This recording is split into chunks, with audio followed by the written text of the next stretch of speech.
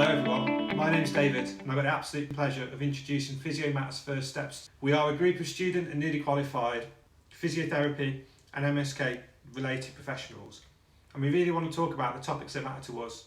We want to talk about those stories and that transition from being a student to a newly qualified.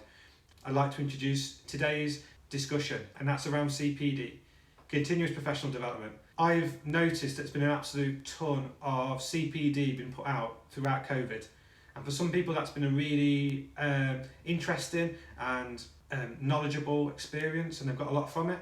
But for others, they feel guilt and FOMO, and they felt a bit overwhelming. Today we've got a real group of MSK First Steps team, and that is, we've got Amelia, who's a physio student, and she's going into her third year, so she's nearly done. But we've also got Reese, who's going into his second year, so he's a bit of a newbie. We've got Chloe and Farouk, who've just graduated, well done, and they've got jobs in the NHS, which is fantastic. We've got Karis, who's looking for a job. She just graduated from Brunel University, so employers hit her up. And then we've got Carol, and we've got me, who are newly qualified physiotherapists. Enjoy, watch, like, share, do all that good stuff. So hello, welcome to the Physio Matters First Steps first podcast thing anyway. So hello, we've got some brilliant people here. Physio Matters First Steps is really a community of physios, that are students, new grads, sports rehabilitators, really anyone who's on that journey from becoming a normal person to a healthcare professional. Tonight we're going to talk about CPD, continuous professional development. I'll be honest with you, I'm not best at being very organised and keeping loads of records, but I do loads of CPD. Obviously, I'm recording the podcast now. So really, I'm going to want to ask Carol and Reese why CPD is important. What is CPD? Why we should do it? Courses, podcasts, and getting evidence of that as well to progress your career. And it's important for me because it shows development, and things change all the time. So there's new research coming out all the time that you want to stay sort of, consistent or constant with the times. So if things change, you can change with the research and with the times as well. Cool. So to put my student hat on, it wasn't that long ago I took it off. I've never took it off actually, but I'm a student. I'm doing loads of work anyway. Why do I need to do CPD? I think the key thing about doing CPD is about making sure it's like you're learning. Quite often you can see CPD like in a course title and be like, oh, it's CPD, it ticks that box. Yeah. But actually it's about you, and you'll know this as a student as well as a new grad. It's finding the things that you find tricky or you feel like you need to know more about, and then that makes you a better clinician because you're identifying what you need to work on and finding a way that works for you to understand it more, and therefore treat it and assess it and help your patient with it. I think that just goes on from, so what's the best way to sort of learn from this CPD thing that we're talking about? So, how do we tailor it and focus it onto, I guess, our weaknesses and strengths? For me personally, I find it really helpful making like an action plan. So actually, if I've done some CPD, so perhaps if I've maybe reflected on a patient I've seen, or I've done some kind of like online like a course or something, I'll then take the time afterwards to make an action plan of, okay, what did I learn from this, so that I know that I've not just wasted my time, it was something that was good, helpful for my learning. Like, what do I need to do now? So if I've learned a new skill, or I've realized that there's perhaps a skill that I'm lacking in or need to practice, what am I going to do to kind of change that? And then what I need to do in the future. So do I need to come back and review that action plan to see if I've learned from it? Do I need to speak to my mentor? Do I need to do another course? The CPD is personal to you, but I think like Carol mentioned, it's really important that it's not just a tick box exercise. Like, we know that the HCPC asks for it and you can be called up on it, but I think that should just be one part of it. You should be doing it because it's how you kind of grow and develop and get those skills. Because let's be honest, physio student or new grad, we're all super competitive, so you want to be the best that you can be. So I kind of see it as the stepping stones for that, really. Cool. Does anyone else do the same or different? I was just going to say, I think as well as being competitive, we're always learning. It's continued education, basically. We don't know everything, and we never will. So I think that's something that we, if we can add more strings to our bow, so to speak, then that's going to help a patient and help our career development as well. Cool. And so with the CPD, so we've got an action plan now. So how are we logging this? Are we putting on scraps of paper like I do and put it all in a drawer somewhere and not really think about it too much? Or have you got a system, or do you go online, or what do you guys do? So I don't think there's a best way to store your CPD. I think it's up to the person. So for what I do is I've got a folder on my computer where I put everything, and I've also printed it out and I've got it in a physical folder because in case I lose it. So with that, I keep all the certificates for any courses I do, or any, like, sometimes when you go to conferences, they'll give you a certificate just to say you've been, and then included in that, I'll then reflect on the experience. So obviously I'll write the reflection, what I learned, what I want to learn from that, and I store them all in the same place. And then within the folder, I've got subfolders of different specialties. So like if I've done a course on respiratory or an MSK, or because that means that for me, I'll make sure I get sort of a broad range of CPD, because my main interest is like chronic pain and women's health. So if it was up to me, I'd just do CPD on women's health and chronic pain. So it's sort of to ensure that I cover all the areas of physio. I make sure that I store them in the folders so I can check that I've got sort of up-to-date knowledge on every area. You're I know some people do. Sorry? You're a folder girl. Yeah, I know some people do different things like blogs, or they sort of film themselves and put it on the internet, but I don't like filming myself, so I will never do that. And if I blogged, I think I'd just waffle. So I think it's just finding your own sort of method, testing it out while you're a student and a new grad, and figure out what works best for you. Does anyone else have their own method? So I have a method of figuring out how I'm going to do CPD, or what I need to do CPD on. So I'm a classic new grad and carry around a nice little notebook at work that has all those important values that you panic you're going to forget. And then at the back of it, I write CPD topic. So if something's arisen in the day and I'm like, oh, I really need to learn that, or I really feel like that's something I could work on for, whatever it is. And it might be specific to my rotation at the time, or it's just something that's kind of arisen during conversations. I just jot it down in the back of here because it's in my pocket all the time at work. And then I can come home and be like, I've then got the headspace when I'm at home to think, okay, how much of a priority is that in terms of my own CPD? And then I'm a bit like Harris, I colour code things to priorities of like whether it needs to be done sort of more urgently than others. And then from there, I do my CPD, and then depending on what my CPD is, because I tend to do it in different ways, like I've been known to make models and make colouring like posters or whatever it is that's going to stick in my head really from what I've done. I then, a bit like Harris, then log it to kind of have it done and know where it is. So yeah, more creative there. Yeah, I was about to say that I think Karis, like everyone has a bit different styles of of noting things like this and like documenting your CPD. Like I myself, I never go into too much writing and different color coding. I think it's by nature, but I think that's the thing. Different people have different ways.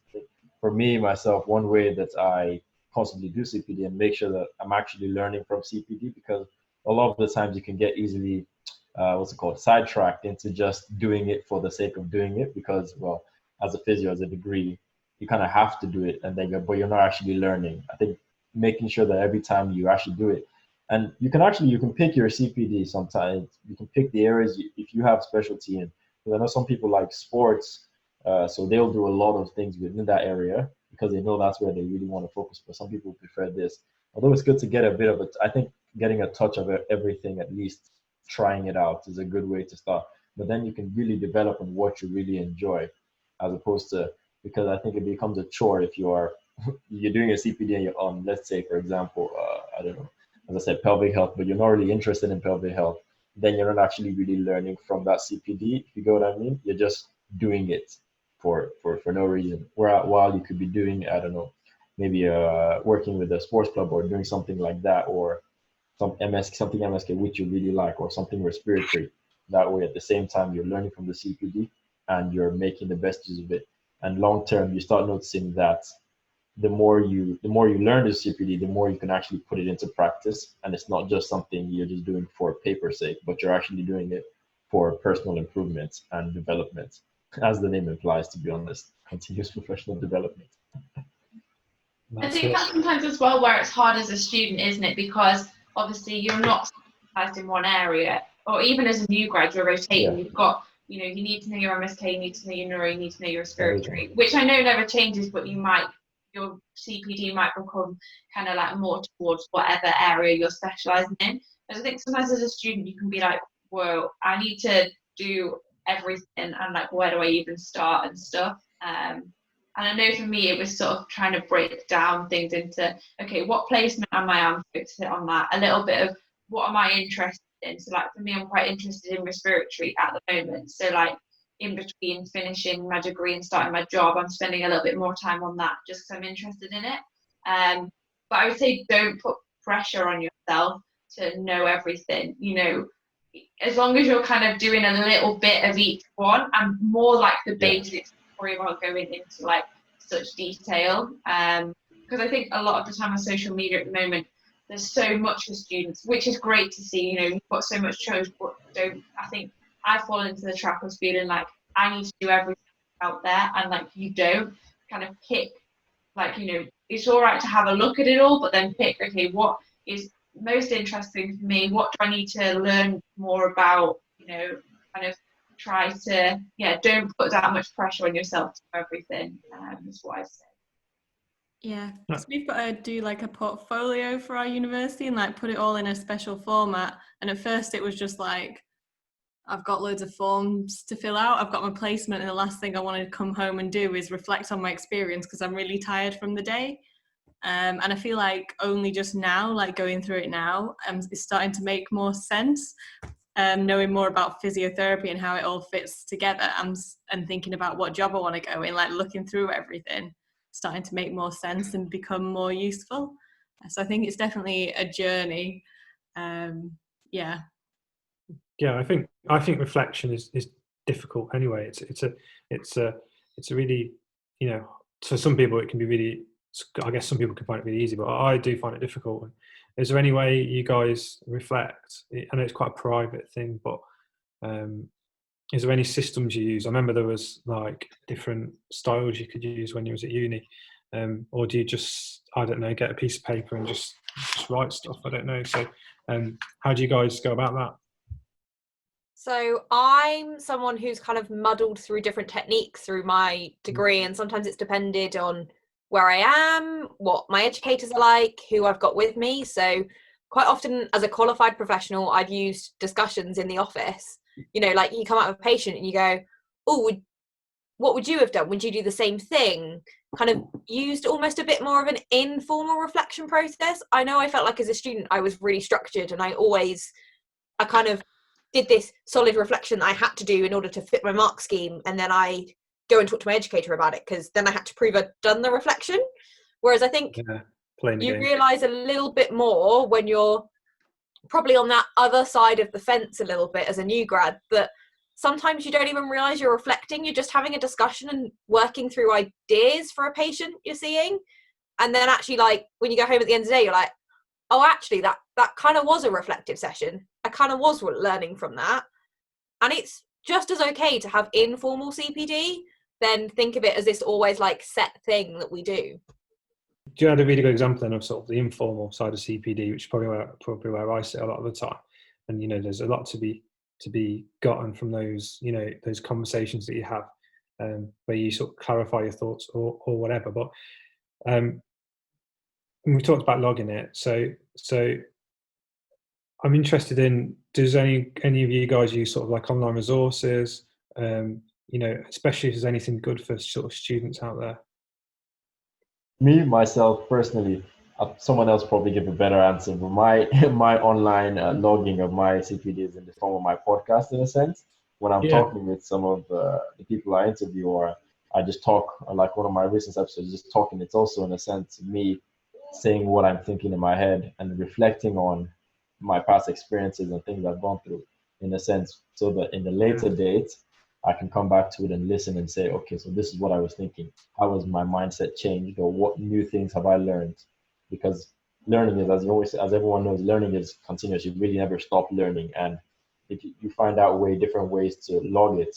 Paris prefers writing. I prefer more talking and visually seeing things. Like I'm sure someone else will probably give a different way they do their own thing. But my own personal one is through verbalizing it or writing a few things. Sometimes I'll write a reflection. And with the question of reflective models, I never really got into the habit of models. I only used to do it because, well, you kind of had to do it when they would say you had a module and said you have to use a reflective model. But also freehand is kind of a similar thing. It's almost like reflective journaling, that's what it's called. Yeah, I remember. Just kind of like writing a journal of your thoughts, and in a structured way that you can say, okay, you can actually quantify it later on for yourself. But I think reflection to me is a very personal thing to an extent, and it's really all about yourself. Yeah, and we can't all have a podcast like you, Farouk, and it's much more professional than this. So is there any other online resources? I'm thinking, I've seen, to be honest with you, I'm pretty much addicted to Twitter. I spend a lot of my time on there, and I should stop really. But anyway, it's really good, and I have seen a load of different, I guess, people and sites and platforms coming out, which is, I think there's been like a whole, we have touched on it, a whole wave of CPD that's happened over the COVID. To be honest with you, I've been too busy really to catch much of it. But, and I think, like you've already alluded to, that, Apart from Therapy Live. Oh yeah, it can be quite overwhelming for a student, and it sort of takes me to Therapy Live. And to be fair, I was at work, and that's another online resource. So what was Therapy Live? Tell me all about it. So it's like a big online conference, because normally they would do all the big expos and things like that where people get together in person, but obviously with COVID that couldn't happen. So during lockdown they brought together lots of people to have some online CPD, lots of conferences, lots of live streams going on at once. We got to help out and launch first steps there, so that was really exciting. But oh, come on guys, I thought we was going to have a cheer then. I know, I wanted to say we but I was like, come on Amelia, rein it in. Shout out to Farouk and Chloe for their excellent talk. But yeah, so that was good. But yeah, basically I like the idea of videos as well, because they've recorded all the sessions so you can watch them back. So I think some people learn in different ways. And I know a lot of the time at university I'm told to like, look at this book for this information, read this textbook. And for me, I really like videos, maybe why I'm like into this like Physio Matters video thing. But I love learning from videos, so I find it so much easier to digest my information that way. So it's also about finding the best way of learning for yourself to get the information in the best, whether that's like doing something practical like Farouk does, doing a podcast, whether it's helping people, whether it's getting that support from someone you trust and talking through things like that. But yeah, it's about finding what works for you. And I also shout out to Rolf's model. That's my favourite model. The what is it? What? So what? Now what? Because and then if I get stuck, I supplement it with Gibbs for little. I can't remember. Oh yeah, Gibbs. That's the one we had to use. Yeah, I know. Yeah. How to answer them. So that's my strategy, because I like other people to just look at it and know what I'm thinking about, because I need structure, because I'm can be a bit all over the place sometimes, or a bit too creative, or if it was left to me I'd just like do it in doodle format. So I quite like a bit of structure to help me hone my thoughts in. So shout out to Gibbs and Rolf, and I'm sure there's other people out there. So we've sort of gone on this journey, I think, in this quick conversation, where we've gone from this idea of this, it's almost an abstract thing, CPD. I've put this in brackets, and then we broke it down to actually this is just a way of developing ourselves, and you can do it in quite, and I love Chloe's sort of, you can do it in actually quite a structured and sort of systematic approach without it being too too onerous, like it seems to be when you're a student. I don't know. It's either you go and do loads of things, or you go and reflect, and you have to do it for your educators, but you don't really pay any attention to it. Yeah. So I don't know what you guys think about that. Yeah, I'd say I think as a student, it's a really good chance to be creative. Like I've definitely tried ways of doing my CPD. Like for me, I need to be an organized person. Like you guys probably already know that from like the few weeks we've been working together. But so for me, like I need structure with my reflections. I need to set myself deadlines. But that doesn't work for everyone. For some people, that might feel like they're just, ticking a box. And I think that's the nice thing about CPD is even though at university, you might be told this is how you do it, this is how we want it. Actually, there is no right or wrong way, and that's what makes it a bit difficult. But also use that chance to be creative, try different things.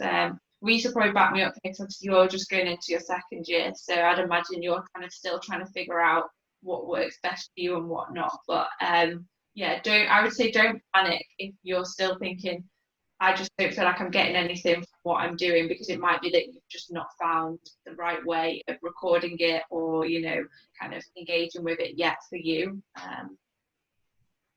And it's hard, isn't it? I mean, being a physio student is hard. Like it's not.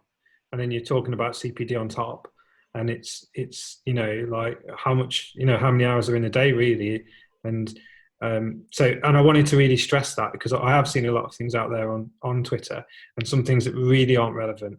Like I'm not going to give examples, but really aren't relevant to what you need to know as a student, or even a new grad, or even a physiotherapist, really.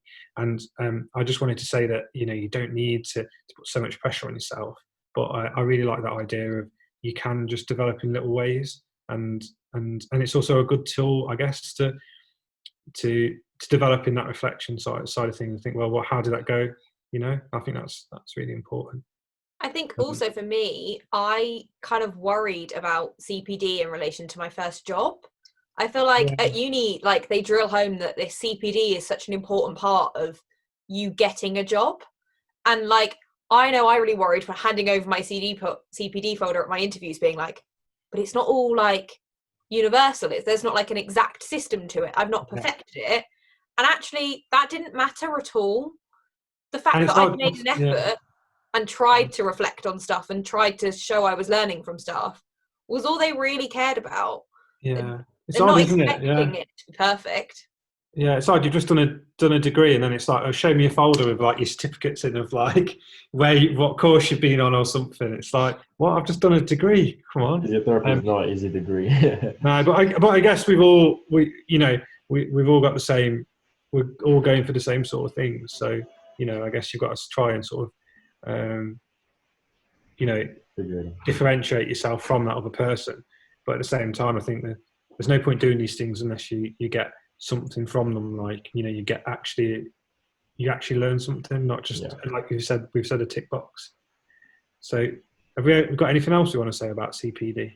Yeah, can I just ask a question? Sorry, Carol. Go for it.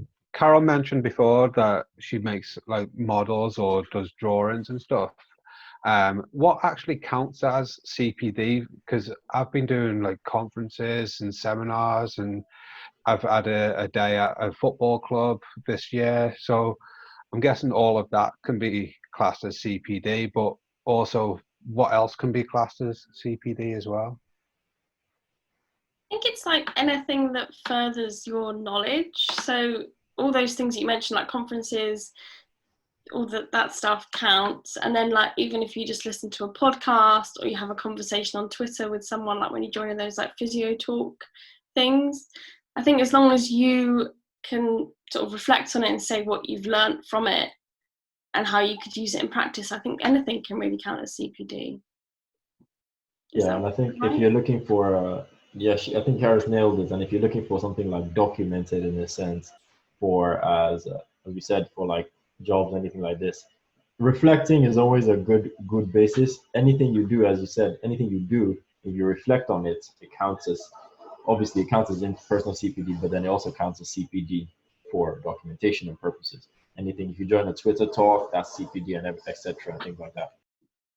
And there is no right way of recording it. I know we all said we logged it different ways, but if you are to be one of that like 2.5% or something like that of like the like population of physios or like healthcare professionals that gets pulled up by the HCPC, their guide isn't like prescriptive. It has like, you must be able to show multiple types of CPD. You must be able to show it's kind of been done over 2 years, you know, that sort of thing. So I think it's useful to log it as you go along, but there is no like, well, you must send us the date of this and like the exact thing you did and the exact way you reflected on it and the exact case in which you implemented it. Like, it is an element of kind of just showing that you have done that and that you have done the things that they want you to cover, but there isn't a set way of doing it.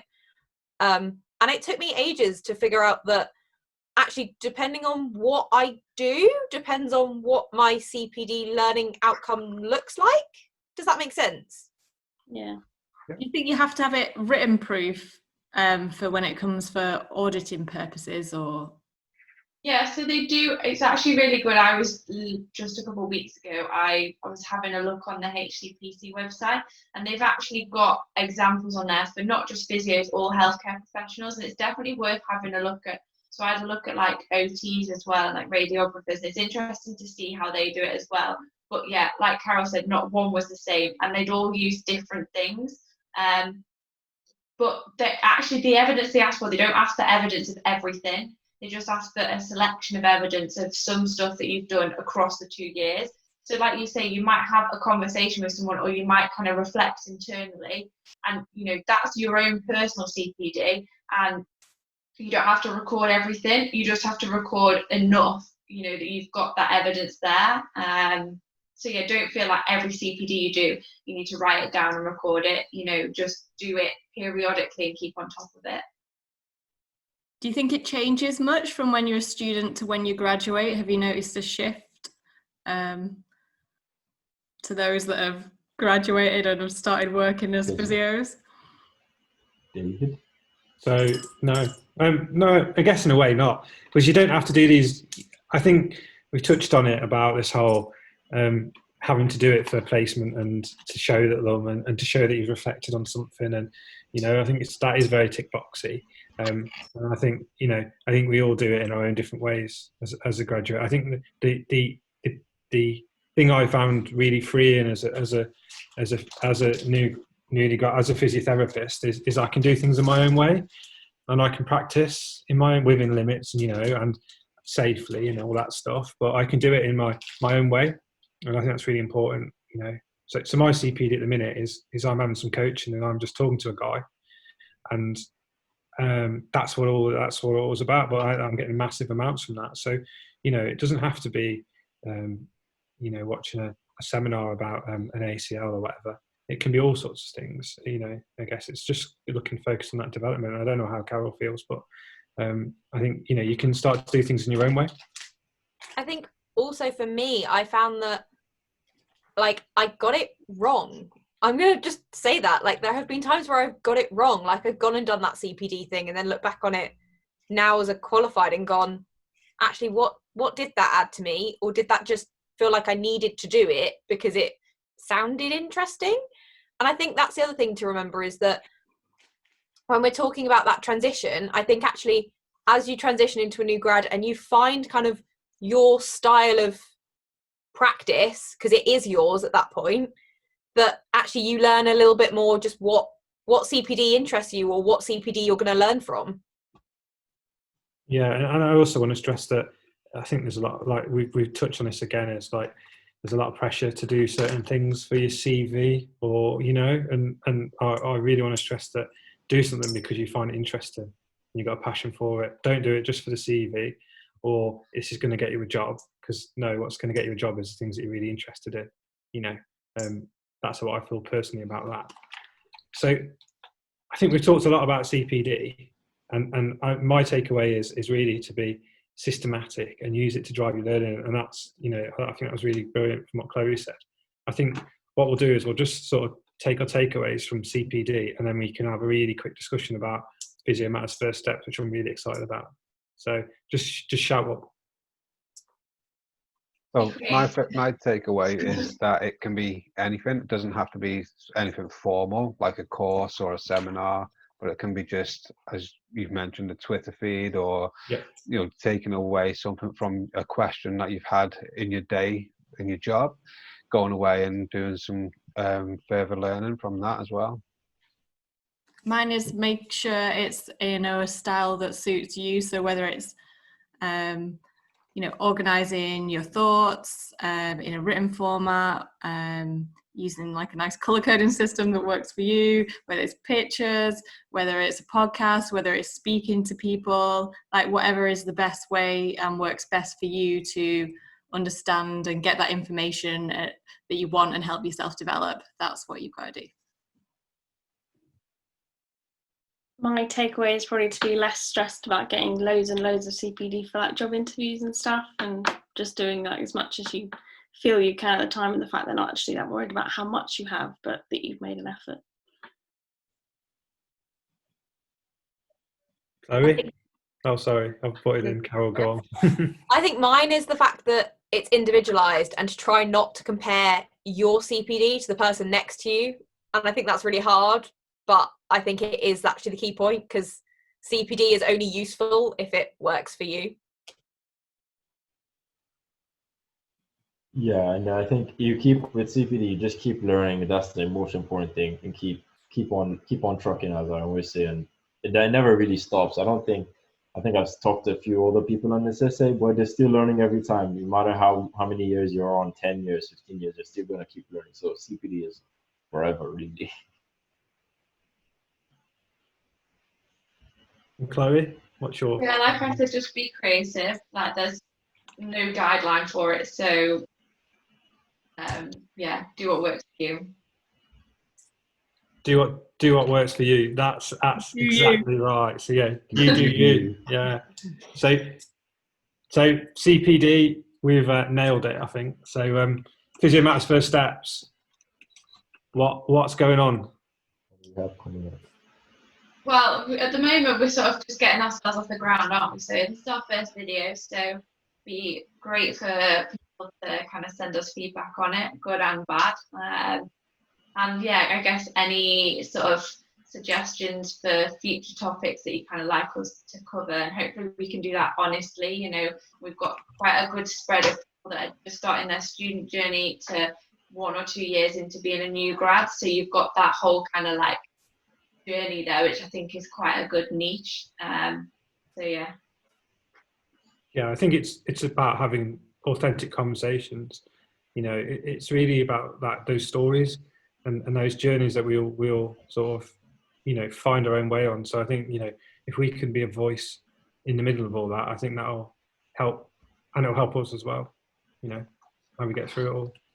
Yeah, and I know Amelia and Farouk have both been working on getting like a newsletter out. So hopefully we'll be able to get that up and running soon. So I think the link is in our bio, or we definitely posted it. So make sure that if you're kind of interested in following and listening to what we've got to say, sign up for that newsletter and follow us on Twitter and Instagram so you don't miss it. At PM First Steps. Join the conversation.